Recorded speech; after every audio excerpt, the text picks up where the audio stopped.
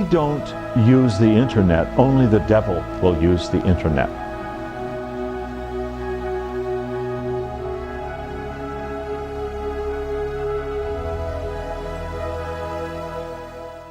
All right. This week, I'm joined by Michael Sisco. Michael's the host of the Michael Sisco Show, his YouTube-based talk show where he hosts interviews, debates, and discusses politics and culture from an Orthodox Christian perspective. Michael's also a politician and has run as a Republican to represent the U.S. House in West Virginia. Michael, thank you for taking the time to come and talk to me today. It's my pleasure. Thanks for having me, Patrick. Yeah, man. I was looking forward to it. I've enjoyed your content. And how dare you call me a politician, okay? I ran for office, but I'm not a politician. Not a politician? You're not a politician? Nah, I mean, I don't know. I had somebody use it as an insult. It was actually a coffee hour, I won't say. It was like a confrontation about Putin. Oh, really? Yeah. There's varying opinions at church. Sure.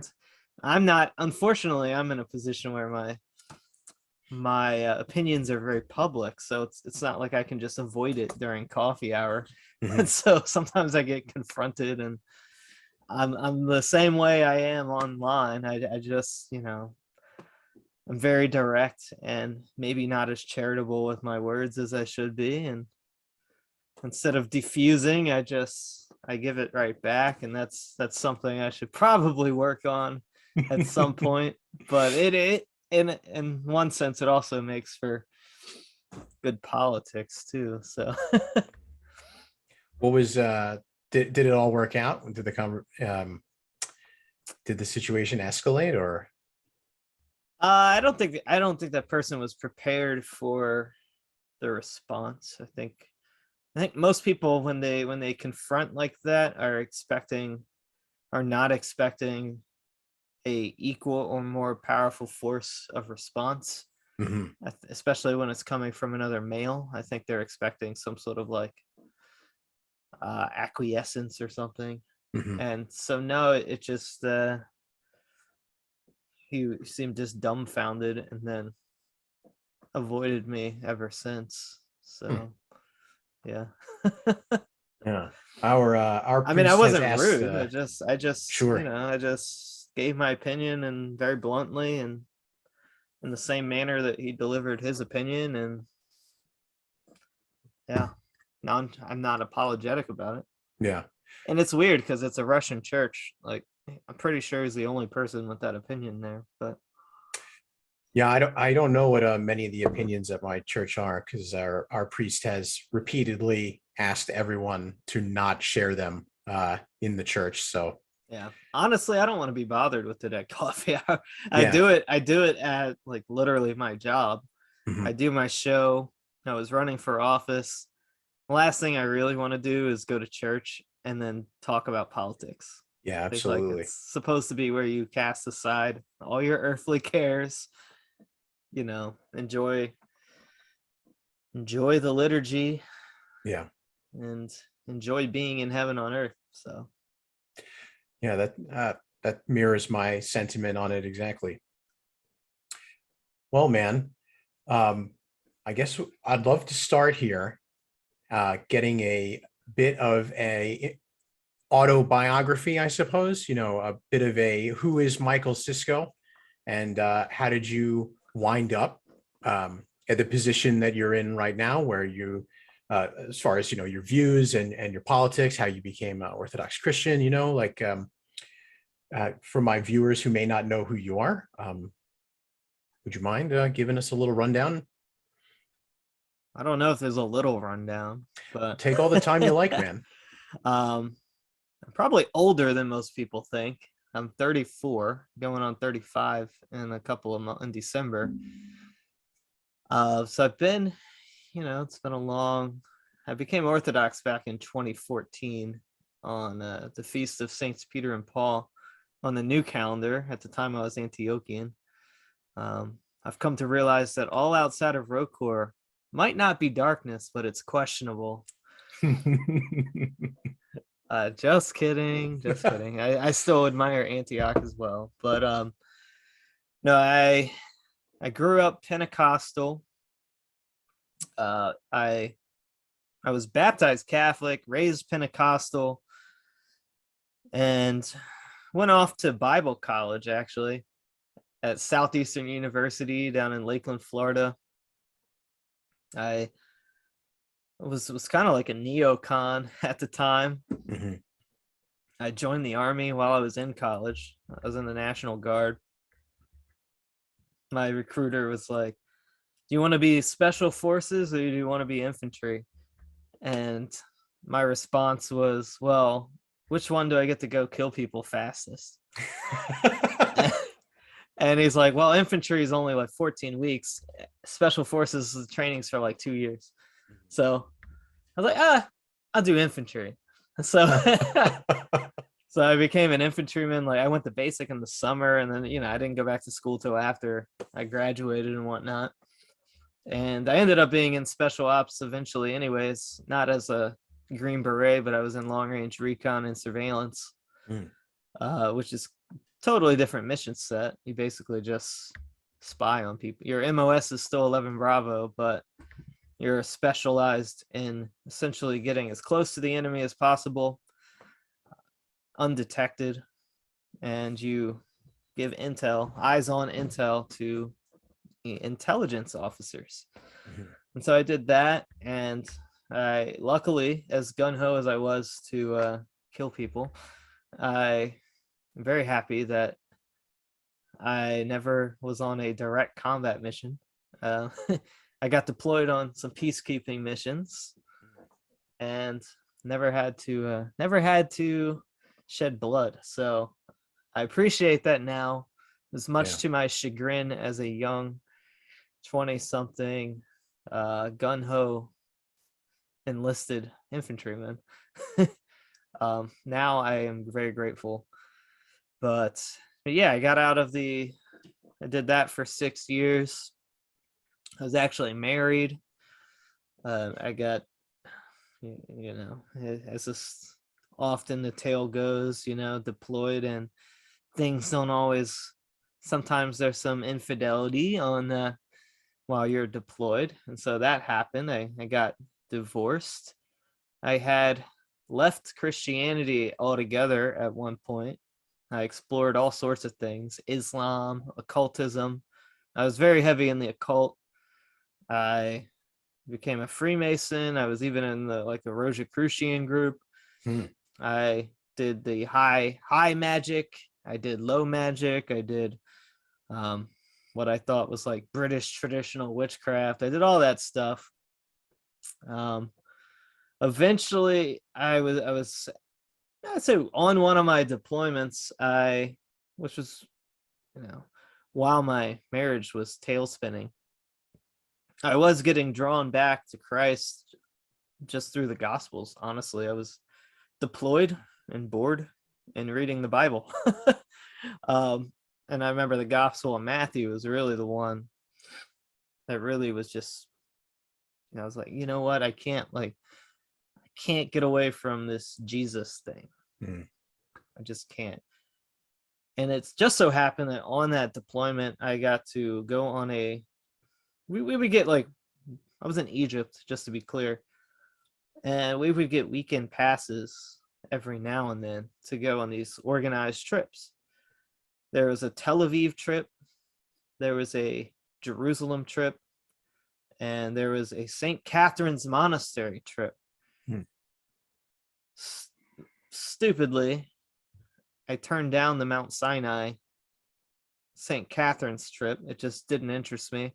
Now I'm like, wow, I could have went to one of the most famous Orthodox monasteries in the world. And I'm just like, whatever. Maybe I can go back someday. But I did go to Tel Aviv. Don't recommend it. But if you're in Tel Aviv, there's a place called Jeremiah's. It's the one place I could find where you can get a burger with cheese on it. So, and they have good calamari. But I went to Jerusalem, and in Jerusalem, we went to the Holy Sepulchre. Wow. And I saw the icons. I saw people venerating the stone that Christ's body was prepared on. I got to go inside the tomb. So the tomb where the holy fire descends upon, I've been in it. I've been in it. That's incredible. And I've been at Golgotha. I've been at the site that I venerated the icon just because I felt compelled to. I had no idea what it's doing, of the crucifixion right on Golgotha.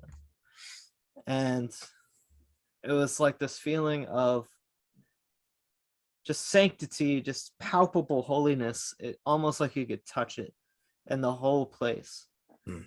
And I had never felt anything. I know Orthodoxy is not about feelings, but you know, there are still these like spiritual experiences that you just can't deny. And you know, this was 2011 or 12. I leave there. I come home, you know, that's when my divorce and everything happens. And yeah, that experience kind of gets put on the back burner a little bit as things are unraveling. Yeah. After and by this point, I'm like actually a liberal, honestly. I went from like neocon to neoliberal to like socialist. It's not that far of a jump, by the way. Yeah, right. because it's all really just like symptoms of the Enlightenment. And so I get home, you know, life spirals out of control, lose everything I had. I just, you know, I lose everything, and I'm very humbled, which I think is where I needed to be to accept Orthodoxy. But there was one last stop before Orthodoxy, which was the Mormon Church. Really? Yeah, I was there for about 6 months before I became Orthodox or left for Ortho to be an inquirer. You know, they're very nice. They're very friendly. They suck you in. And, you know, growing up Pentecostal, I never had the idea of like there being a true church. It was always just this umbrella thing, like, oh, you know, the church is a collection of all the Christians in the world. And now the Mormons viewed themselves as a restored church, you know? So like the church fell into apostasy, and, you know, there hasn't been a visible true church for that, like almost over 1,000 years until Joseph Smith came along. And, you know, I'm reading their scriptures, I'm in Doctrine and Covenants, and I'm reading just insane things. like the Mark of Cain stuff. I'm reading that. Yeah. And it's weird because, you know, they deny that they believe that because of their continuing revelation from their prophet, which is like their pope. Right. And so I'm like, okay, well, I'm reading it here in this book that you call scripture.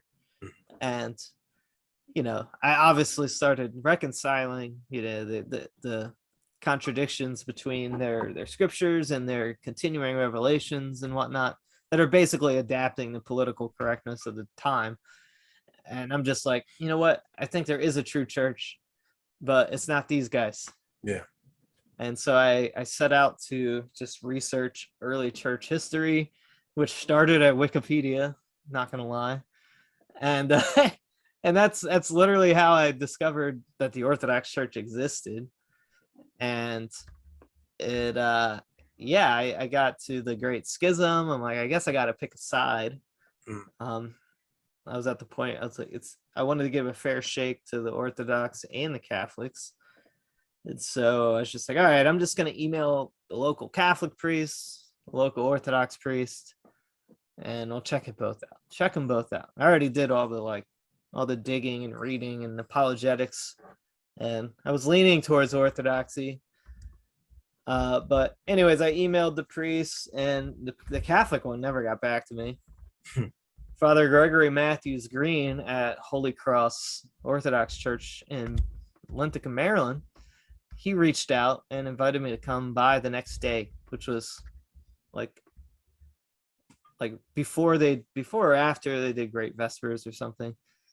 And I show up, and he just meets with me. He's just like, yeah, Orthodoxy is kind of like the Marine Corps of Christianity, and I'm like, wow, I'm an Army guy, thanks, but and he invites me to liturgy the next day. So I go, and liturgy, it just brought me right back. I was like, I've seen this before, and I've felt this before, and this is what I experienced at the Holy Sepulchre. And so I could just feel that palpable feeling, and which I know had to have been the Holy Spirit just working in me, because you don't feel it every time you go to liturgy. Right.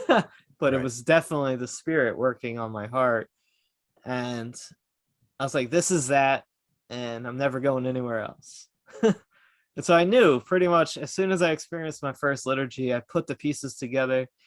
And you know what really sealed the deal? What's that? The lasagna at coffee hour. It was I'm kidding. But yeah, I was a very zealous catechumen. I was the only catechumen for 9 months, because I was just, all I read was Orthodox books. I was just the most zealous of zealous. I definitely had the convertidox syndrome. Yeah. It was, then I was chrismated on June 29th, 2014, the feast of St. Peter and Paul on the new calendar. So yeah, and I think becoming Orthodox is really what shaped all of my current worldview. So Yeah. as far as it relates to anything, honestly. So, or at least that's how I try to apply it. Yeah, man. We didn't have lasagna. It was sad. My first coffee hour. Well, But did you go during a fast? Is that? no, I didn't actually. But they had lovely what was it? I think it was Greek food. I think it was Greek food and donuts and Well, coffee. that's why it was sad. It was Yeah, Greek I know. food, man. Yeah. Yeah, I had a very similar experience though going into my first Orthodox church. Because you're right, you don't feel that same pull for every liturgy, but I think when you are seeking, inquiring, I know when I went into my current church that I also happened to be baptized in, I knew it was the place to be. Like there was something about it. I couldn't even put it into words. Yeah. And by the way, eventually the Mormon missionaries started looking for me. Really? And yeah, they do that when people don't come anymore. Yeah. They like follow up. Mhm. And I was like, hey guys, I found the true church. I'm sure they love that. And I was like, I'll bring you. Yeah. And sure enough, they had a chaperone, of course, but they came to liturgy in their uniform with like 20-some-year-olds, elder so and so. Yeah. Which is hilarious in an Orthodox context, because Yes. elders for us are like monastics with long gray beards. But they came and they just stood there rigid in the back. They looked like terrified of the incense and the icons. Oh. And they just ran away like as soon as it was over. They didn't stick around for coffee hour, but who knows? Sometimes I wonder if like a seed was planted, or I don't know what happened. That was 8 years ago. So Yeah, I mean, you never really know. It took me a long, long time to get to where I'm at. So maybe one of those kids will reflect on it at some point in their life. You never know. yeah. I mean, I think my first interaction with any Orthodox person was maybe 2012, 2011. And it was a priest sitting next to me on a plane. And we just had like a 2-hour conversation.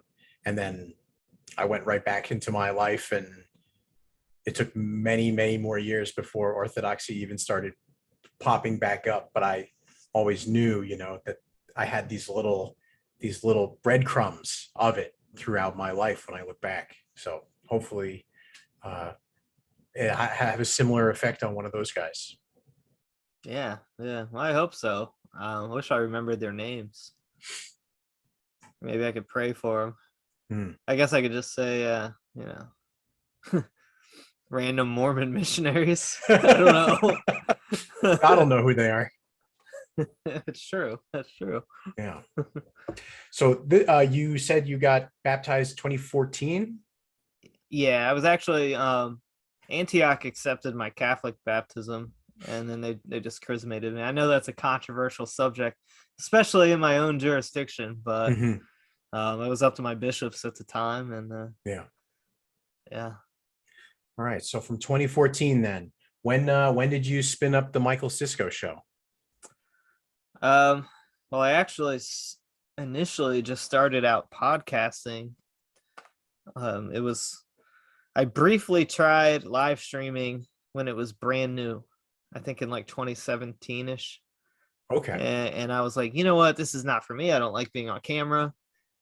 And so I was like, all right, I'm just gonna podcast. And I did a show called Hearth and Fire.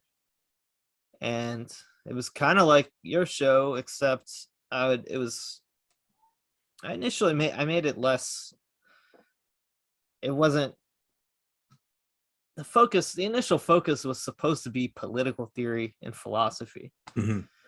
And that's what it was. And I would bring on like various guests from the dissident right, other sort of right wingers and reactionaries and whatnot. And I would, I would try and I was more of an interviewer, but I would certainly there was an overarching theme, and I knew that I kind of knew how to get my message across through my guests and the way that my formatting for my interviews. And that lasted probably about almost 2 years, I think. The Hearth and Fire show. Of course, there were cycles of irregularity based on what was going on, Yeah. which I still have, of course. Yeah. And We all do. yeah. Eventually, it didn't become the Michael Sisco Show until the summer of 2020, after I left a U.S. Senate campaign in Delaware. And I don't know why I decided to make it the Michael Sisco Show. I kind of wish I kept it just the same title of what it was, but it's hard to go back on the branding once you make a change like that. Yeah. But yeah, the Michael Sisco Show has kind of been a little less brainy, a little less political theory, more societal kind of cultural critique, and a lot more orthodoxy than it's been a blend of like politics and orthodoxy. Mhm. And still I still do get into the old, political theory stuff every now and then, and some commentary like that, but I kind of made a decision at some point that a lot of that's just impractical and isn't really, knowing the different political theories, 20th century forms of government, and why another system may or may not be better is great, but it's not all that applicable to people's lives. So I changed my perspective. My opinions are mostly the same as far as what works and what doesn't, and what's right. But kind of the audience has expanded, I guess you could say. Okay. Yeah. So between 2014 and 2017, before you started getting into your radio shows, what was life like now that you're an Orthodox, you've taken that on? How is that affecting your life? Well, it certainly those were kind of my I would say formative years. Yeah. I spent that time, obviously I was working, I was obviously recovering from losing everything before I became Orthodox. So I was like kind of climbing out of ground zero, like financially and whatnot, and just kind of rebuilding my life from the ground up. And obviously the spiritual part of that was the most important part. But I also, after I became charismated, I just started consuming my worldview was shifting because I came to accept the importance of hierarchy, right? Because of orthodoxy. And just my worldview flipped upside down. And I didn't immediately just start like espousing or teaching anything. I consumed for years. I read like an insane amount of books on what interests me: history, political theory, philosophy, and orthodoxy, which is ironically all I talk about. but I mean, I would say I was reading at least 4 to 5 books a month during that time period. Wow. It was kind of crazy. And so I didn't just jump in. I mean, I don't want to sound nutso, but I probably self-educated a master's degree worth of just all the stuff that I'm interested in. Yeah. And I did that before I ever, had the audacity to tell anybody anything. So, and I think that's how it should be, honestly. If you're going to have a show or you're going to claim to teach about something, then you should probably spend a significant amount of time learning about it. And which is also part of the reason why I didn't talk about orthodoxy at all when I first started my show. That was something that developed slowly over time into the show. Well, I just couldn't help it, first of all, just because it's such an important part of my life that it was inevitably going to come up. Yeah. But I didn't start actually doing like episodes on the faith or any of that until actually very recently, maybe like a year ago, last year. So yeah, I feel that that's something I've been really trying to avoid myself. This is a pretty new project relatively, and though I've been doing a lot of research and reading for a long time to get me to where I'm at, the point of this show is definitely not for me to be educating anybody. I'm interested in learning and hearing other people's stories and hearing the wisdom that other people have, and being sort of like another jumping off point to platform people who say things that I'm interested in hearing. yeah. I wouldn't I wouldn't assume to know that I could teach people these things, because I'm still trying to figure most of these stuff out myself.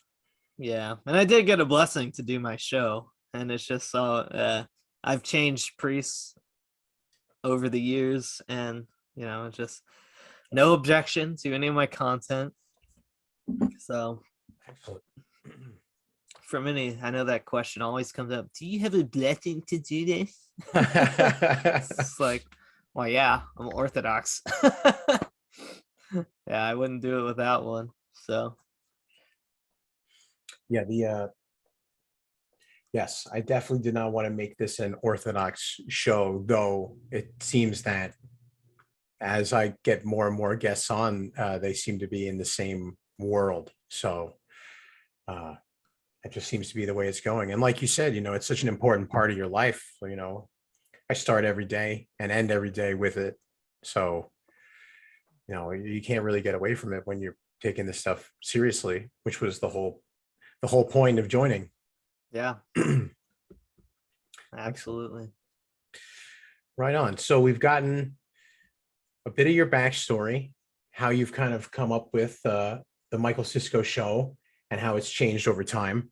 I noticed you're doing a lot of interviews, and you do some debates and stuff now, as well as your most recent episodes have been really interesting, talking about the law of God. But how has the Michael Sisco Show sort of changed over time, and did your run for office affect that? Well, the run for office only affected it in the sense that I didn't have as much time to stream. And that was the biggest effect, was just less content, honestly. and it was hard because I couldn't even talk about the campaign on my own show because of FEC regulations Hmm. due to like super chats coming in. You can't confuse them with, you don't want to have those confused with campaign contributions. Oh, okay. Yeah, so I would never mention my campaign on my show except maybe in some like offhand allusion to it. I see. Yeah, so I avoided mixing the two. And but yeah, how did it change? I don't know. Honestly, I just just started talking about what I wanted to talk about. It's my it's like it's my show. I can talk about whatever I want. Well, I did, it did kind of change, in like 2019, the end of 2019 going into 2020 is where I met Nick Fuentes, and I got kind of involved in the America First crowd. Mhm. I wouldn't say I'm in the inner circle. I'm friends with Nick, but I'm not like a Groiper general, right?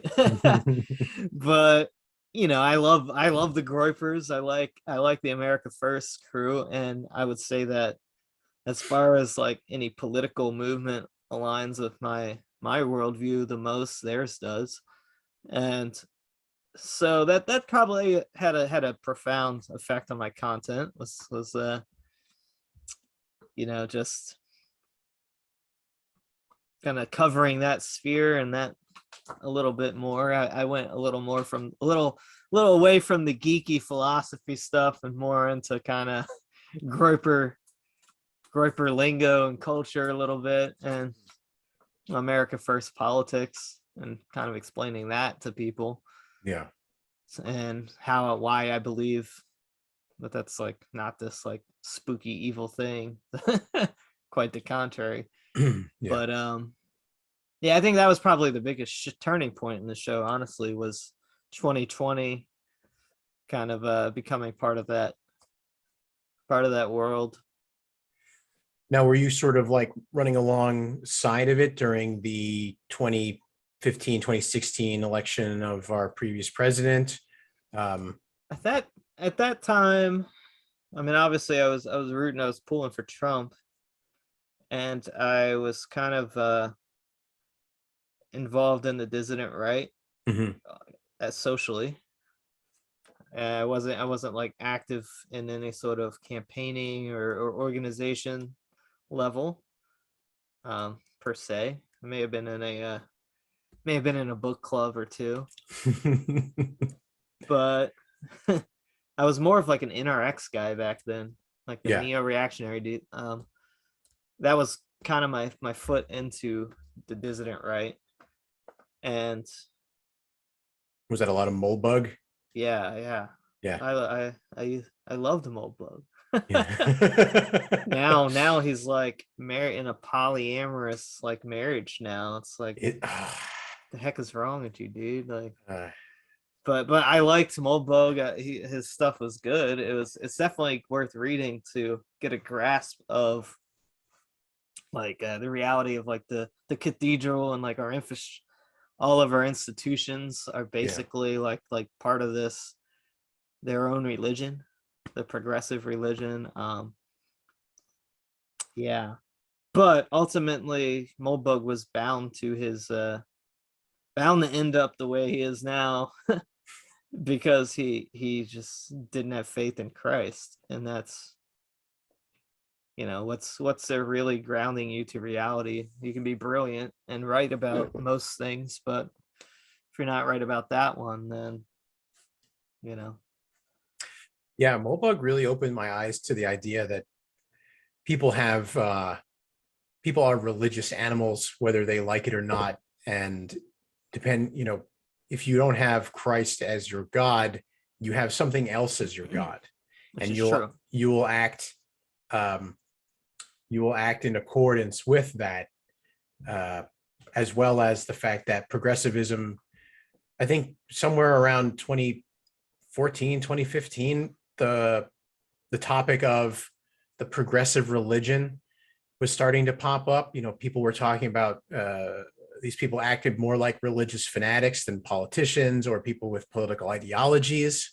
Yeah, and that's been a theme in all my so that theme never went away in my content. So, and it's true, but Mulbug never told us who his god was. So I think we can infer it. Um, yeah, polyamorous marriage, man. Come on. that's a bad move. Not based. Not based. based. Not based. Great writing, not based. Yeah, I liked Mulbug too, and I found that NRX stuff to be really, really interesting. Like there were a few guys popping up in that dissident right, alt-right time that made a lot of sense coming from that angle. Because I also was sort of like a libertarian, sort of liberal, sort of not. I couldn't even tell you what I was at that time, but all I knew is that things were falling apart. Yeah. Now, when I met Nick, I was like, well, I started watching Nick, honestly, when he started. Like, I just happened upon him in 2017 when he started YouTubing. Yeah. And then when I met him, I used to watch him in my office at work. Like I would work late because I was doing real estate. So sometimes I would just be stuck there in the office doing like, I don't know. I could be in the office whenever I wanted. So I would just be there in the office by myself watching Nick Fuentes. And I was like, this kid's great, man. And then my NRX buddies were like, And then, it's just, when I met him, I was like, this guy's like, cool. He's talented. And I think his idea, he kind of had like a good synthesis of like the optics and that balance of like how to engage politically, but not have the same stupid optics that was a disaster in Charlottesville, for instance. Mm-hmm. Yes. Which I almost went to, by the way. I've heard that a couple of times. I've interviewed a few people who told me they almost went to Charlottesville, and I'm so glad. I kind of wish I did, to be honest. Really? Yeah. It would have been so cool to see. I mean, it would have been something, that's for sure. I kind of just like seeing like disasters, but honestly, but like the spectacle, I like seeing spectacles. I like being there for spectacles. It's probably not the best trait to have, but it's like this just draw to the spectacle that I have. I can't explain it, but but his just application of like the NRX guys were big on, but they didn't believe any activism was good.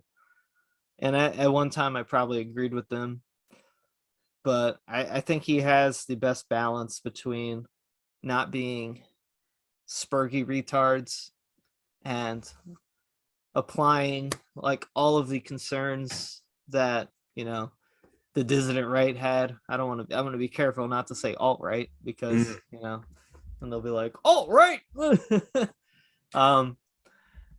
But the right wing, I mean, he addresses all of them in a way that I think is digestible to normal people, and communicates it in a way that it needs, because it's the truth. So he's communicating the truth in a way that kind of bypasses the gatekeepers' barriers, that the defense system that the gatekeepers have set up. So, and of course, does he stumble along the way? Sure, he's human. He's and he's young. He'll say the N-word all the time. And I won't say it for you, but I say it on Telegram every now and then. So, yeah, he loves the gamer word. It cracks me up every time. Yeah, I was pretty impressed because he's pretty young. He still is pretty young, and like even in like 2015 when he was doing his thing, I was pretty impressed that someone at that age had such a grasp of the situation. It seemed like he was saying things that like, I was like 30 then, and I was like, wow, this kid's like, he's a genius, man. He's pretty smart. He's like, that's really well said, or, you're spot on that one. Like, props to him. I think he deserves it. And yeah, the America needs to become Orthodox, but we'll pray for him. Pray for Nick one day. Absolutely. But yeah, America First. just always seemed pretty obvious to me, as we all live in America. But it was really amazing how quickly that was turned into, hate speech or whatever you want to call it, from, Yeah. the cathedral, like we were talking about, Well, who it's controlled funny. the institutions. It's funny because like the America First mainstream kind of turned into like magatard boomer. It certainly And did. Yeah. and it's like Nick's brand of America First, which they like to call like, oh, they're co-opting it, America First, and they're cloaking their like white nationalism and all that. Like, actually, it's kind of more true to like the way that his campaign portrayed it in the beginning. Like, Yeah, you guys are the ones that are just dumb now, but they're the ones that definitely they compromised. compromised. Yeah. Compromised. Yeah. Yeah, and they don't even, half of them don't even know it, because people just consume from whatever authority tells them what.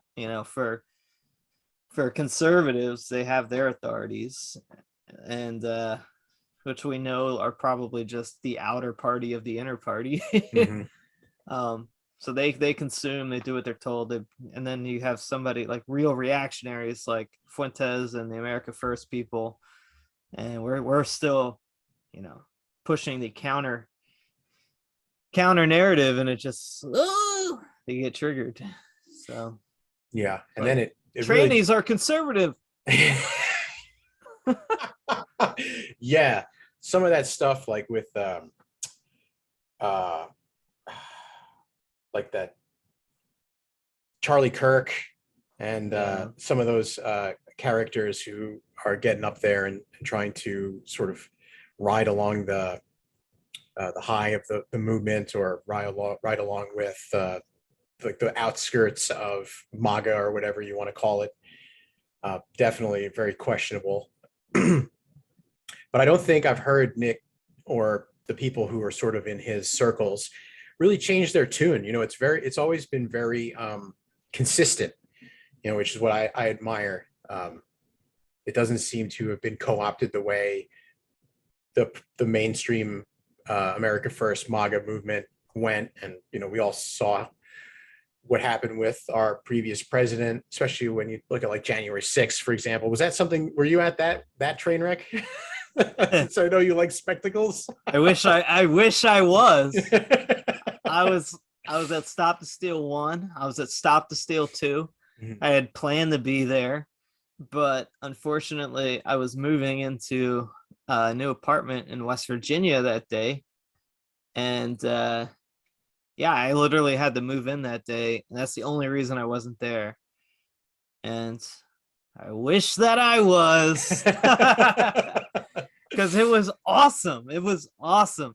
I remember just cheering it on with when I was in the gym when like the barricades were passed, and I was like, "You can take it. There's enough of you."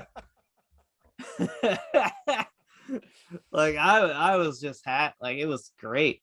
The energy it was like, I love boomers now. Let's go.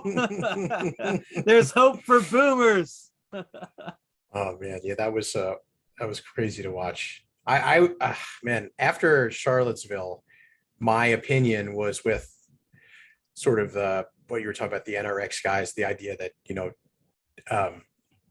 right-wing people can't protest, like you can't do those types of things because it would just be co-opted by the powers that be in whatever way that they're going to, and they're going to use it against the different groups as just another way to bring the hammer down on anybody who doesn't go along with the status quo or these sorts of things. So January 6th, I was like, I was sweating watching it. I was like, oh God, help these guys out. here's the thing. Like,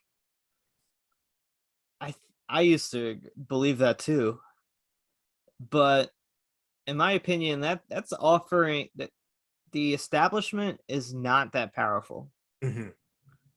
And their ability, because partly Trump, like, as much as we're disappointed in him, he did do some really good things, one of which is completely shred the credibility of the media. Yes. And so Absolutely. maybe by Charlottesville that wasn't completed, right? But by the end of his presidency, that was completely accomplished. Like the media has zero credibility within the like half the country at Yeah. least. Yeah. So I think if Charlottesville happened again, I don't think it would be the same effect, to be honest. Mhm. Yeah. So I do believe that like you can't find me a serious actor on the right that will other than like a stooge that will say that January 6th was an insurrection. Like you just can't. You Yeah. just can't.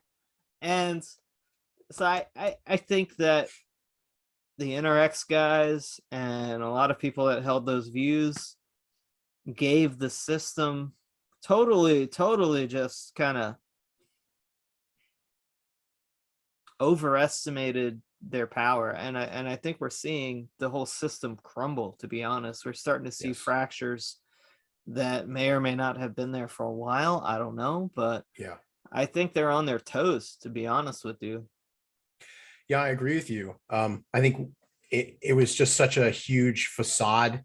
It just seemed so impenetrable, but it was really, made out of, paper mache for a long time. Like we don't know how long it's been Yeah, I falling. mean, look at the CIA. It's like they're employed by like faggot homosexuals. Sorry, but I mean, it's like effeminate men, homosexuals, and like black women with BLM shirts. Like, Yes. Yeah. how strong can the system really be right now? This Tell is me about it. this is our enemy right now. And then, of course, like most of them are gonna die from the vaccine in the next like 2-3 years. So, hopefully they repent before they pass away. But I think that you're right about that, man. I really do. I've been really concerned about that since we first heard about it, like, and I think that it's actually waking more people up. Like you said, the media credibility was destroyed by Mr. Trump. And I know people who I wouldn't expect to be as aware of these things that are starting to pay attention.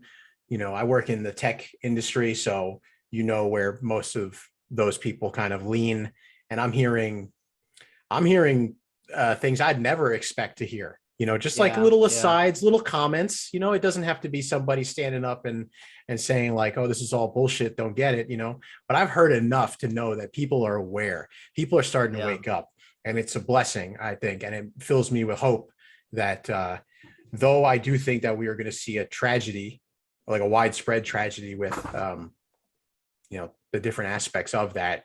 I do think as we move forward, it's going to be impossible to hide the fact that everything is kind of crumbling, whether it's the different markets that are going on right now, the economy, the inflation, the issues in the Eastern Europe, the medicine. They're not going to be able to hide it. They're going to keep trying to with whatever the crisis du jour is going to be for the people still plugged in. But I think it's going to be impossible after a certain point. Yeah, for sure. I even know priests whose views have shifted quite a bit. They went from like basically like putting out apologetic statements after Charlottesville to like, oh no, racism isn't, not saying they're racist, but I think they've come to the point where they realize that kind of like pandering and statement is actually harmful at this point. Yeah, because it's more like affirming the leftist worldview and structuring that they're trying to frame. And I know priests that are now aware of that and are like forwarding posts from Eric Stryker. It's like I'm like, hey, do you know who this guy is? I'm like I know him, but do you? And I'm like, hey, just want to let you know this guy's like kind of controversial and like openly identifies as like, one of these kind of guys. thanks for the warning. Keeps posting them after. I'm like, okay, based. I mean, I'm not, I'm on cordial terms with the guy. I don't like consume his content all the time, and I think I have my disagreements with his strategy and little corner of the internet, but mostly the AF versus TRS beef. But I mean, I think it's pretty. I like him. It's just like, yeah, no, I think Eric Stryker is another one of those guys who comes off as younger, but is very aware. yeah, Like I have no idea how old he actually is, but a couple of years ago, and the drama when he came into my sphere, I got the impression he was a bit of a younger guy, but he was extremely well read and had a really good handle on what he was saying. And of course, I do have disagreements with him, but I can't say negative things about him. he actually texted me on Telegram to invite me on his show because I had reported about the federal surveillance of Orthodox churches. But he wanted me to come on like that evening, and I'm like, hey man, I got like a real job. And I'm working. I just can't do it. And so I guess I guess the moment had passed, and didn't bring me on. But I've been on their podcast before. I even went on an openly, let's just say, like a certain shaped. I'll go talk to anybody. Like, sure. I don't care. I'll go on a podcast of anyone willing to talk to me, and of course I'll get heat for it. I don't care.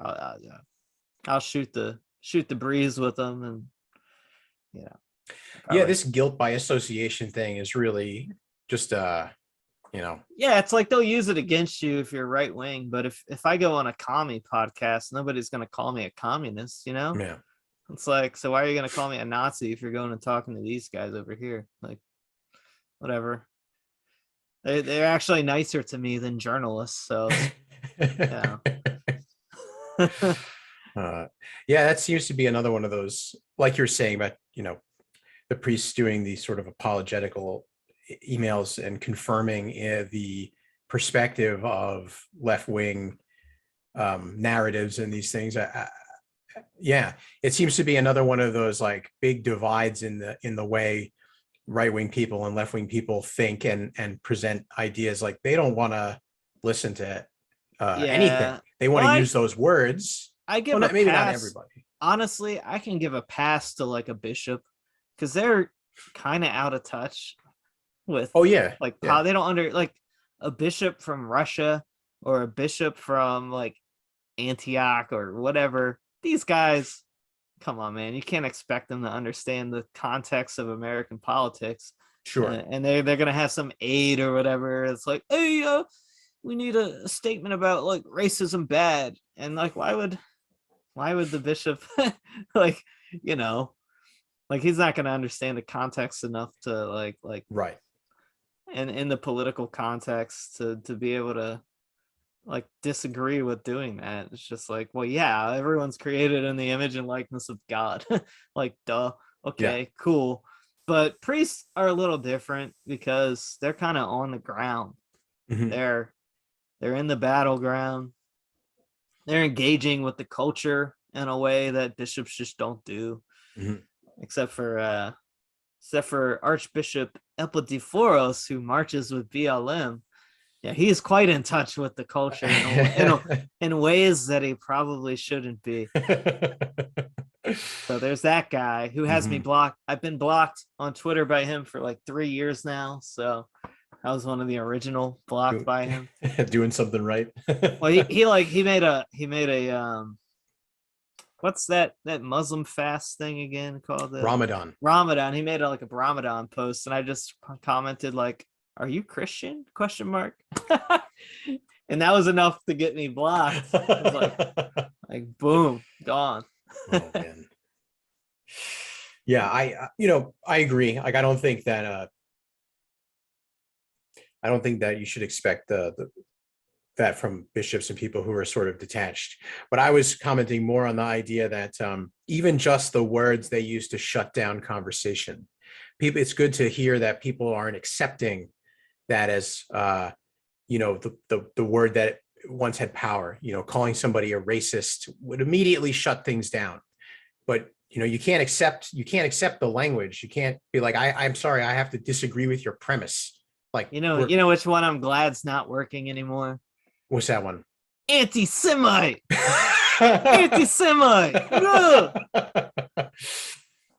Well, I mean, if you're looking at what's going on in The abortion thing, man, you're getting masks off across the board. It's crazy. F these Christians. Yeah. Abortion is a Jewish value. It's a sacrament. You're preventing me from practicing my religion. Yeah, my religion is sacrificing children to Baal in the Northern Temple. Yeah. Dude, too real. Yeah. Horrifying. Yeah. Well, I mean, the truth is, like, the modern Jewish religion is nothing but a rejection and fight against Christ. Yes. And if opposing that makes me a supposed anti-Semite, well, then I guess I am. Mm-hmm. I mean, the word's meaningless. I don't care. What it really makes me is anti-Jewish, and that I oppose the religion. Mm-hmm. And I oppose the anti-Christ sentiment.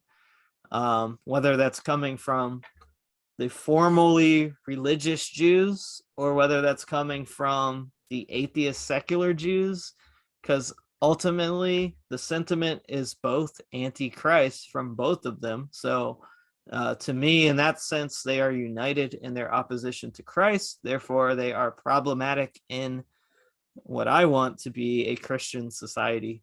So yeah, I am as anti-Jewish as the church fathers. Mm-hmm. Maybe less so. Maybe I'm still striving to be as anti-Jewish as they are. And all I can say is that, like, Good Friday, Holy Friday Lamentations are my favorite. Yes, that was a good one. That was definitely a good one. The abominable race, the the crucifiers. That's my new word for them, honestly. The crucifiers, the international rootless Chinaman, the crucifiers. We all know that the Chinese killed Christ. So.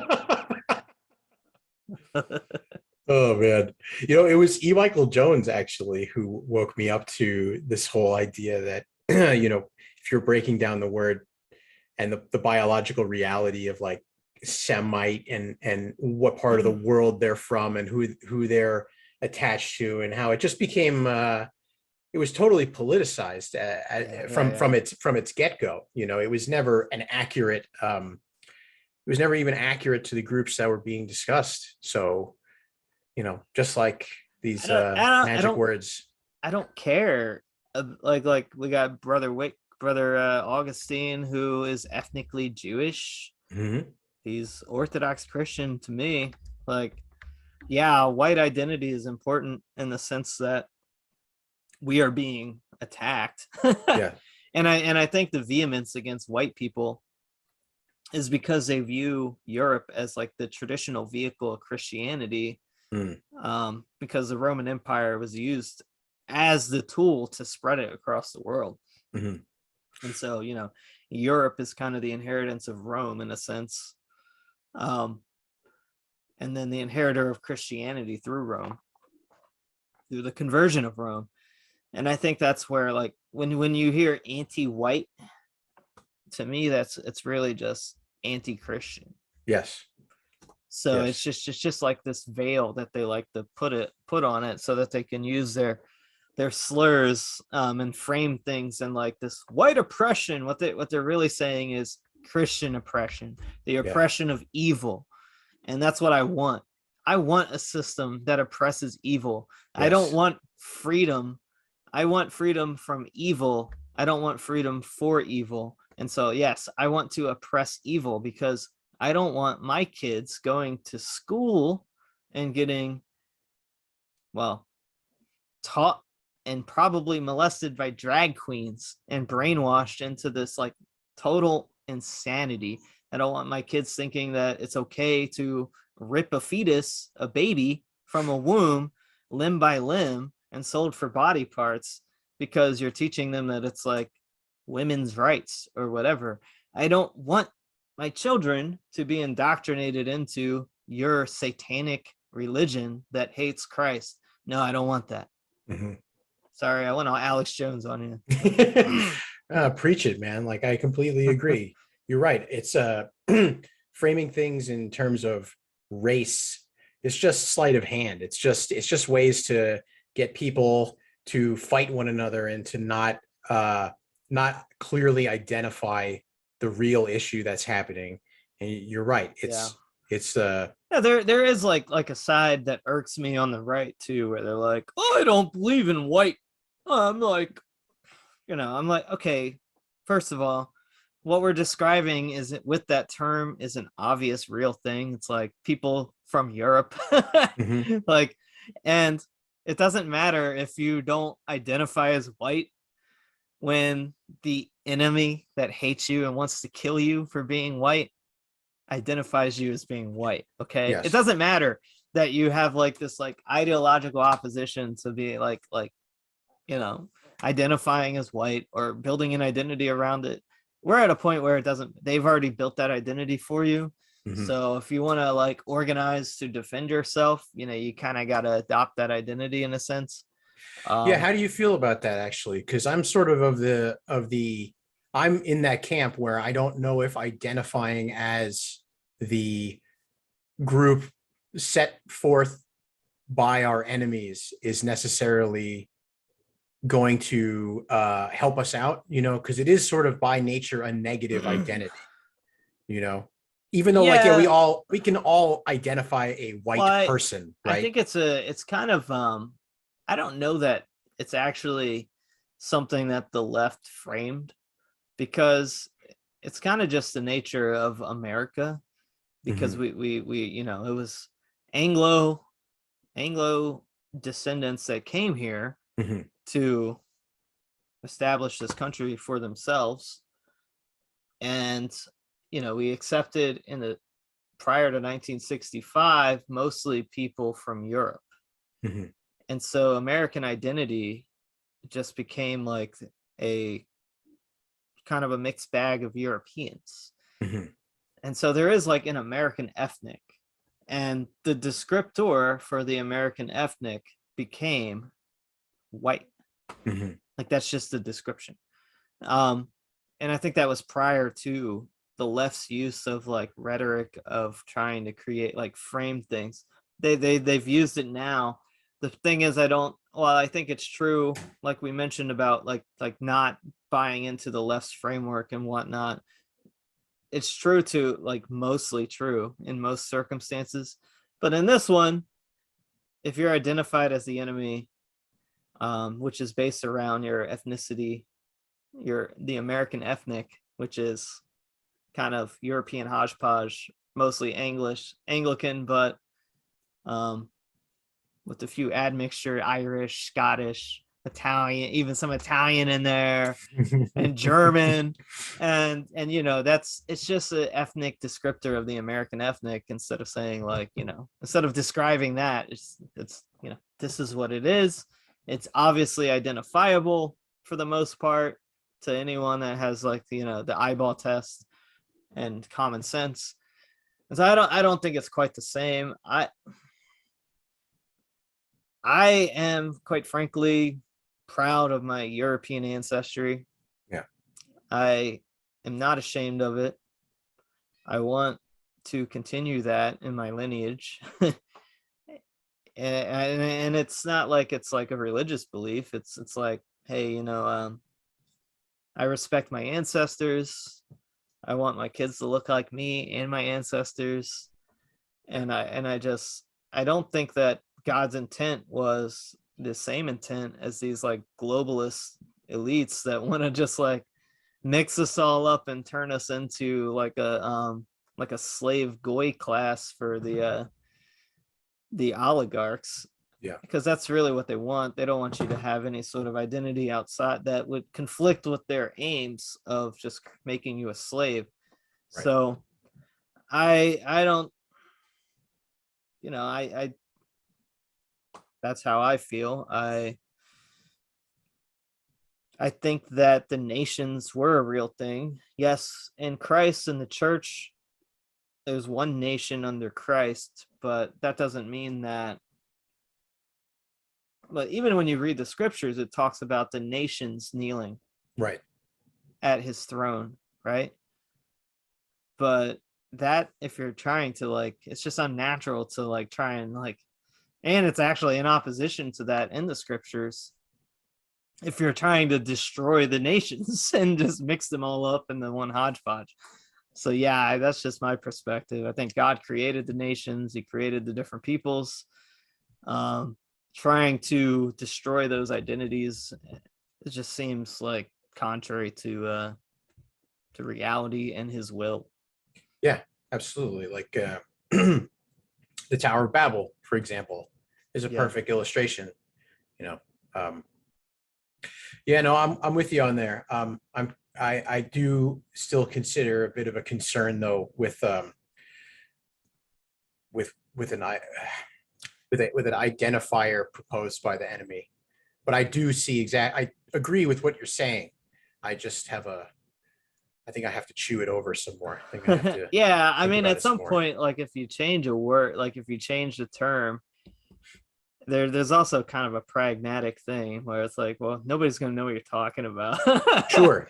And then there's no way to organize a defense collectively if there's no way. You'd have to like somehow get everybody behind you on your new word. Right. And yeah, I'm not the one to make the word. I just find these things very interesting, and I'm always it's a valid point. I mean, we literally just talked about that in a different context. Yeah. But I just think it kind of predates. I don't think when you're talking about like ethnicity, the ethnicities that the word is describing predate the existence of these like Enlightenment concepts anyways. Yes. And so yeah, liberalism didn't even exist before the things that we're describing in that word. Mm-hmm. So right on, man. That was excellent. That was really fascinating tangent we went down. That was really good. I enjoyed that. Well, I have had you for about an hour and a half, so I want to be respectful of your time. So at this point, I'd love to get into what your current and future plans are. What's going on with Michael Sisco, the Michael Sisco Show, projects. Anything that. So what's going on in your world? Sure. Well, as far as like running for office goes, I have no current plans. It's something that I'm kind of just, I have it tabled. I might do it. I might not. If I do it again, it'll probably be something more local. Because I don't know. I don't really want to move to DC half the year. Yeah. To be honest with you. I love West Virginia. I don't want to leave it. The show, Michael Sisco Show, will go on. I plan to be a little more consistent with my content. I do have another project I don't want to get too much into until it's like ready, which is like a regional media project that I'm trying to do. Not a national thing, more regional, because there's just not that much right-wing media in my area, believe it or not, even though it's a very conservative area. And there is I haven't officially announced this, but everybody knows anyways. The Trad Forum is going to happen in September. Right. All I'm waiting for, honestly, to sell tickets is for the alternative payment processor to be integrated into the website, and then tickets will be for sale. Yeah, and it's going to be awesome. It's actually going to be in West Virginia. Dr. E. Michael Jones is returning. Metropolitan Jonah is going to be speaking. That's awesome. And Jim Jatrist, Isn't It Mama? and some other people. So some AF guys, Kai Clips. Yeah, we're gonna make fun of him for being Mormon, and Carson Wolf, and I'm sure I'm missing someone, but yeah. So, So that'll be like, just check your YouTube channel for more information on that in the coming months, or yeah. Once the tickets go for sale, I'll talk about it on the YouTube. Also, if you follow me on Telegram, t.me/the Michael Sisco, or Gab at Michael Sisco on Gab. That's SISCO. And or Twitter. I still am on Twitter. I love Twitter. I hope I never have to leave it, at Michael Sisco WV on Twitter. So right on. So in conclusion, I would love for you to just, if you would, give like a bit of advice, or what's helping you out right now, or something to chew on for my listeners who've made it all the way to the end here. What words of wisdom in the times that we're living in would you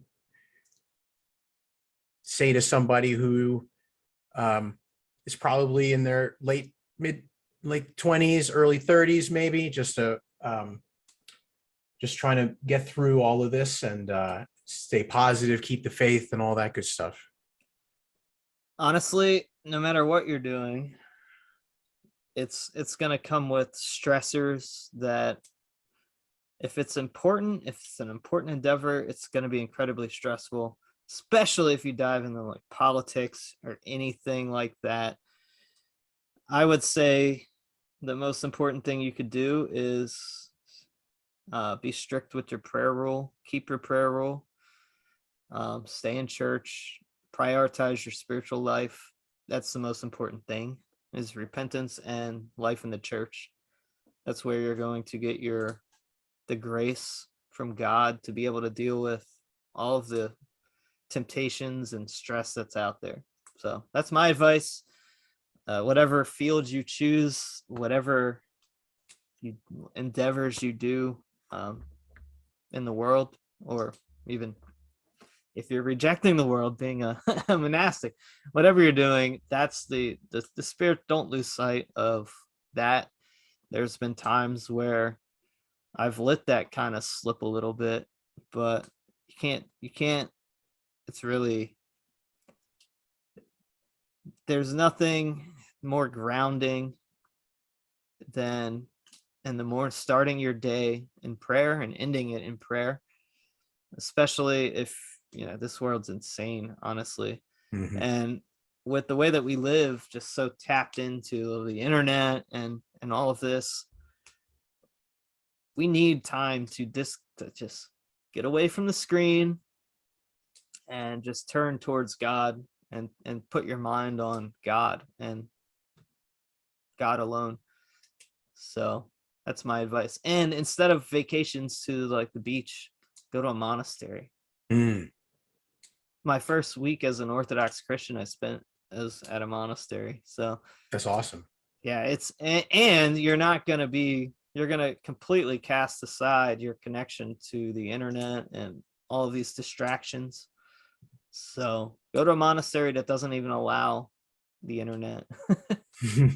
Yeah, I'm working on Everyday Saints right now, and the author said the first 10 days after he was baptized, he spent it at a monastery, and I guess that was advice to him from a friend or someone at the parish, and I've heard it a couple of times. That sounds like a very good plan. Yeah, that's what I did. It was awesome. I learned how to tile. I tiled their bathrooms. Nice. I put up the big cross tombstone things. I inserted those over graves. That was cool. I learned a lot of.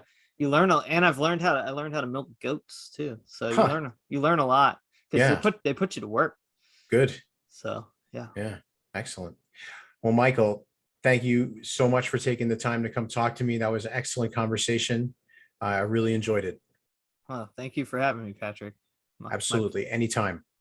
Thank you. Glory to God for all things, Michael. Glory to God.